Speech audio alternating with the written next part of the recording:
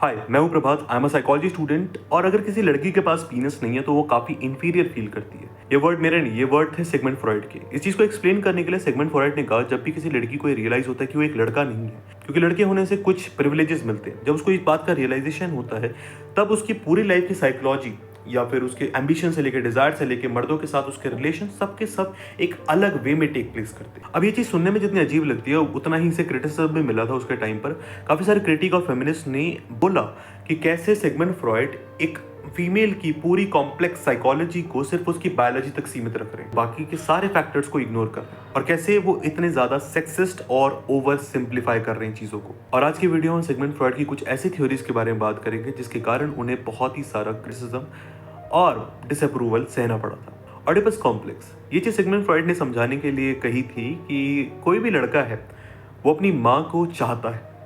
चाहना मतलब प्यार वाला चाहना नहीं, चाहने का मतलब है सेक्सुअली चाहना। उन्होंने इस चीज का एक्सप्लेनेशन देने के लिए ग्रीक माइथोलॉजी का इस्तेमाल करा। ऑडिपस एक ग्रीक माइथोलॉजी का किरदार है जिसने अपने पिता को मार के अपनी माँ से शादी करी।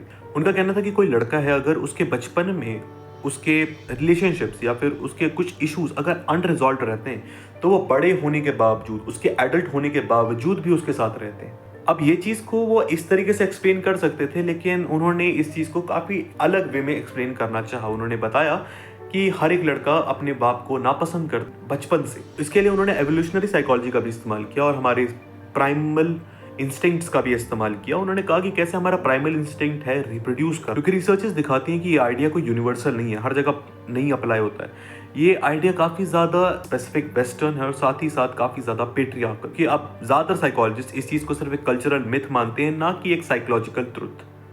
और इसीलिए इनको काफी ज्यादा क्रिटिसाइज करा गया था ऐसे अब्सर्ड थॉट लाने के लिए। नेक्स्ट है sexual energy, libido as a motivator. Freud ने कहा जो लिबिडो है, मतलब हमारा जो सेक्सुअल एनर्जी है, वो किसी भी इंसान के थॉट्स या बिहेवियर या एक्शन का मेन मोटिवेटर होता है। मतलब कोई इंसान कुछ भी कर रहा है, गाना गा रहा है, गिटार बजा रहा है, कुछ भी कर रहा है, वो उसकी एक सेक्सुअल एनर्जी है जो उसका इड उसे दे रहा है। अब ये इड ईगो वगैरह क्या है उसके बारे में हम आगे बात करेंगे, लेकिन ये चीज सुनने में बड़ी अजीब ही लगती है कि कैसे हर एक चीज हमारी लाइफ में हम जितनी भी चीजें कर रहे हैं ये सिर्फ एक सेक्स एनर्जी करवा रही है ना। और इसी पे काफी सारे साइकोलॉजिस्ट ने इनसे डिसएग्री, इनफैक्ट कार्ल यूंग ने भी इन्हें इसी चीज के लिए क्रिटिसाइज भी करा था, क्योंकि ये सिर्फ बड़ों तक सीमित नहीं रहे थे, साथ ही साथ ये बच्चों पे भी मूव कर रहे हैं। उन्होंने कहा कि बच्चों के जो कुछ कुछ अनकॉन्शियस एक्शन है वो भी कहीं ना कहीं सेक्स से रिलेटेड है, और इसलिए ये चीज पे इनको बहुत ही ज्यादा क्रिटिसिज्म का सामना करना पड़ा। आजकल ज्यादातर साइकोलॉजिस्ट इसको काफी ज्यादा रिडक्शनिस्ट बिलीव मानते हैं, ना कि एक्चुअल साइकोलॉजिकल ट्रुथ। नेक्स्ट है कोकेन एडवोकेसी। हुआ क्या ना कि सिगमंड फ्रॉइड ना कोकेन बहुत लेते थे उन्होंने काफी सारे एक्सपेरिमेंट वगैरह में अपने कोकेन लेने के बारे में काफी लिखा है। उन्होंने खुद कोकेन लिया भी है, दूसरों को प्रमोट भी किया है। उन्होंने इसको एक मिरेकल ड्रग बोला है। उन्होंने अपने फ्रेंड को दिया, खुद लिया, अपने पेशेंट को दिया। इनफैक्ट उनके तो एक फ्रेंड को एडिक्शन हो गया था कोकेन का बिकॉज ऑफ सिगमंड फ्रॉइड। और ऐसे काफी सारे एग्जाम्पल्स थे इनके इतने रिस्की एक्सपेरिमेंटेशन के, साथ ही साथ बिना किसी साइंटिफिक बैकिंग के इनको इतना ज्यादा इस चीज के लिए क्रिटिसाइज करा जा रहा था। इनफैक्ट हम लोग आज इस चीज के ऊपर मीम भी बनाते रहते हैं कि कैसे सिगमंड फ्रॉइड कोकीन लेकर बात करता था नेक्स्ट है इड, ईगो, सुपर ईगो। ये सिगमंड फ्रॉइड ने दिया था, बोला था कि हमारे माइंड के 3 भाग होते हैं, id, ego, super ego. Id का मतलब होता है हमारा इंस्टिंक्ट, भूख, प्यास, हवस, ये सब कुछ हमारा इंस्टिंक्चुअल होता है, हमारा प्राइमल होता है। तो ये सारी चीजें आ गई इड में। हमारा ईगो होती है हमारी रियलिटी, हमारा सत्य क्या है राइट नाउ, अभी हमारे आसपास क्या चल रहा है। सुपर ईगो होता है हमारा मीडिएटर। वो सुपर ईगो हमारा एक प्रकार से मॉरल कंपस होता है। एग्जाम्पल के अगर कोई बच्चा है वो उसने टॉफी देखी और वो झट से जाके उठा के खा लेता है, देन उस केस में इड एक्टिवेट हुआ। उसका मन किया, उसको भूख लगी, उसने उस टॉफी को देखा और वो जाके उसने खा लिया। ईगो आता है रियलिटी को लेकर कि उसने उस टॉफी को देखा, उसको भूख लगी, लेकिन उसने सोचा कि ये टॉफी मेरी नहीं है, ठीक है, मेरा खाने का मन है लेकिन मैं नहीं जाऊंगा। ये हो गया ईगो। सुपर ईगो आ गया उसका मॉरल कंपस कि यार अगर मैंने वो खा लिया तो मेरे को दूसरे लोग कैसा सोचेंगे मेरे बारे में, है ना। तो ये सारी जो चीजें हैं ये आ जाता है इड, ईगो, सुपर ईगो में। लेकिन अब इस चीज पे वो क्रिटिसाइज इसलिए करा जाता है क्योंकि न्यूरोसाइंस ने इस चीज से रिलेटेड कोई भी एविडेंस नहीं ढूंढ पाए। उन्होंने बोला कि ये सब कुछ ठीक है साइकोलॉजिकल हो सकता है, बट देखे जाए तो फंक्शनली या स्ट्रक्चरली ऐसा कुछ भी स्ट्रक्चर हमारे ब्रेन में नहीं है। हमारा ब्रेन अलग अलग पार्ट्स को इस्तेमाल करता है अलग अलग चीजें प्रोसेस करने के लिए, लेकिन इड, ईगो, सुपर ईगो का कोई कॉन्सेप्ट ब्रेन में तो एक्टिवेटेड ही नहीं है। चीज को लेकर मॉडर्न साइकोलॉजी कई बार इनको थोड़ा डिसअप्रूव करती है। नेक्स्ट है ड्रीम इंटरप्रिटेशन। सिगमंड फ्रॉइड की एक बुक है ड्रीम इंटरप्रिटेशन की, उसमें इन्होंने बताया था कि कैसे हमारे जो ड्रीम्स होते हैं वो एक प्रकार से हमारे डिस्गाइज्ड बिलीव्स होते हैं। मतलब मान लो हमारा कोई थॉट था जो हमने काफ़ी दबा के रखा है, वो थॉट निकलेगा हमारे सपनों में। मान लो हम चाहते हैं किसी इंसान को हार्म करना, उसको पीटना चाहते हैं, तो वो जो उसको पीटने वाला जो थॉट है जो मैं दिखा नहीं रहा हूँ, मैं अंदर दबा के रखा हूँ, वो मेरे सपने में बाहर आएगा। मान लो मैं किसी इंसान चाहता हूँ कि कोई किसी इंसान को चोट ना लगे, तो क्या पता उसका उल्टा हो सकता है मेरे दिमाग में। ये सारी चीज़ें उनकी बुक में लिखी हुई, उनकी बुक काफ़ी ज़्यादा इंटरेस्टिंग है, मैंने पढ़ी। लेकिन हुआ क्या, विथ टाइम जैसे जैसे हम समय के साथ आगे आए तो इस चीज़ को काफ़ी सूडो साइंटिफिक कहने लगे, क्योंकि मॉडर्न रिसर्चर्स कोई भी साइंटिफिक एविडेंस इस चीज़ को लेकर ढूंढ नहीं पाई। इवन तो हम ये कह सकते हैं कि हमारे ड्रीम्स हमारे पूरे दिन में हमारे साथ जो भी हुआ उसको प्रोसेस करने में हेल्प करते हैं, या चीज़ों को रिवाइज करने में हेल्प करते हैं, कोई पुरानी मेमोरी वगैरह। But at the same time तुम सिगमंड फ्रॉइड के पर्सपेक्टिव को मना नहीं कर सकते, because it's a very good thing कि हमारे पास एक एक्स्ट्रा पर्सपेक्टिव है।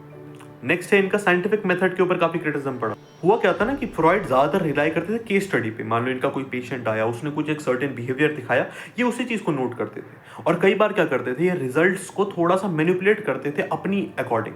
मतलब मान लो उन्होंने सोचा था कि अच्छा ये पेशेंट है, ये इस वे में एक्ट करेगा, बट अगर वो नहीं करते थे तो मान लेते थे इसने ऐसे ही करा होगा, इसने बस झूठ बोला है मेरे से। ऐसे छोटे मोटे इंस्टेंसेस होते थे, वो डाटा को थोड़ा सा मैनिपुलेट करते रहते थे, उनकी खुद की जो assumption को सत्य मानने के लिए ये ऐसी हरकतें करते रहते थे। और इसके अलावा इनका जो एक्सपेरिमेंटल कंट्रोल ना होना, और साथ में इनके जो रिसर्चेस रहते थे आप उन्हें रेप्लिकेट भी नहीं कर सकते। होता क्या है ना, हर एक जो भी रिसर्च कंडक्ट होती है, एक अच्छी रिसर्च तभी मानी जाती है जब आप उसको रेप्लिकेट कर सकते हो, किसी और पॉपुलेशन में जाके आप उस सेम रिसर्च को फिर से रेप्लिकेट कर सकते हो, तब वो एक अच्छी रिसर्च मानी जाती है। लेकिन सिगमंड फ्रॉइड के केस में ऐसा कुछ था नहीं, उनकी केस स्टडीज थी। अब केस स्टडी रेप्लिकेट नहीं हो सकती, और इसीलिए इनके काफ़ी सारे जो साइंटिफिक क्लेम थे उनको सूडो साइंस बोला गया, और उनको सिर्फ एक प्रकार से थ्योरिस्ट बोलाने शुरू कर दिया, ना कि एक medical scientist. Next selection theory के ऊपर इनका जो बदलाव आया था। हुआ क्या था ना, जब सिगमंड फ्रॉइड शुरुआत में आए थे तो उन्होंने बात करी थी सेडक्शन थ्योरी के बारे में। उन्होंने कहा था किसी भी इंसान के अंदर अगर कोई मेंटल इलनेस है तो शायद से चांसेस है कि उस इंसान ने कभी एक सेक्सुअल अब्यूज सहा था अपने बचपन में, और राइट नाउ उसे वो चीज़ याद नहीं है, तो वो इसीलिए उसके अंदर वो मेंटल इलनेस आ गई है। हुआ क्या, समय के साथ ना इन्होंने इस चीज़ को छोड़ दिया, और उन्होंने कहा कि वो जो मेमोरीज है ना वो सिर्फ फैंटेसी है। अगर आप मानोगे कि आपके साथ ऐसा कुछ हुआ तो आप मान लोगे, और इसीलिए इनको काफ़ी ज़्यादा क्रिटिसाइज करा गया कि कैसे इन्होंने थ्योरी को काफ़ी ज़्यादा तवज्जो दी, और लेकिन जो रियल विक्टिम का एक्सपीरियंस था उसको इन्होंने एक प्रकार से इग्नोर। नेक्स्ट है जेंडर बायस। सिगमंड फ्रॉइड को ना काफ़ी सेक्सिस्ट इसलिए बोला जाता है क्योंकि हुआ क्या कि जब ये फीमेल सेक्सुअलिटी को डिस्क्राइब करते हैं तो काफ़ी ये मिस्टीरियस बताते हैं उस चीज़ को, काफ़ी इन्फीरियर बताते हैं। बोलते हैं कि ये काफ़ी ज़्यादा एनवियस होती हैं, जलने वाली होती हैं, इनकॉम्पिटेंट होती है, इनकम्प्लीट होती है। कितना अजीब लगता है सुनने में कि आप एक बोल रहे हो कि दूसरी जेंडर है ना, जो महिला है या फिर कोई लड़की है, वो आपसे साइकोलॉजिकली इन्फीरियर है, वो कमज़ोर है ना। ये चीज़ सुनने में बड़ा अजीब लगता है, और इसी चीज़ के ऊपर इनको काफ़ी क्रिटिसाइज किया गया था कि कैसे साइकोलॉजी के शुरुआती दिनों में इतना ज़्यादा जेंडर बायस आ रखा था। इसके ऊपर एक बुक है हिस्ट्री ऑफ मॉडर्न साइकोलॉजी में, उसमें काफ़ी अच्छे से बात किया गया about female contribution into psychology. लेकिन अंत में बात यही आती है कि भले ही सिगमंड फ्रॉइड ने इतनी सारी like penis envy, Oedipus complex, dream analysis के अनसाइंटिफिक और अजीब अजीब absurd थ्योरीज दी, बट हम इस चीज़ को इग्नोर नहीं कर सकते कि कैसे उन्होंने कंसेप्ट लाया टॉक थेरेपी का, कि कैसे एक साइकोलॉजिस्ट जाके किसी पेशेंट के सामने सिर्फ बैठ के उनसे बात कर सकता है और वो चीज़ कितना बेहतर काम कर सकती है। हम इस चीज़ को इग्नोर नहीं कर सकते कि कैसे सिगमंड फ्रॉइड अकेले ने इतना बड़ा रेवोल्यूशन लेकर आए थे साइकोलॉजी। इसके अलावा चार्ल्स बुकॉस्की, B.F. Skinner, G.N.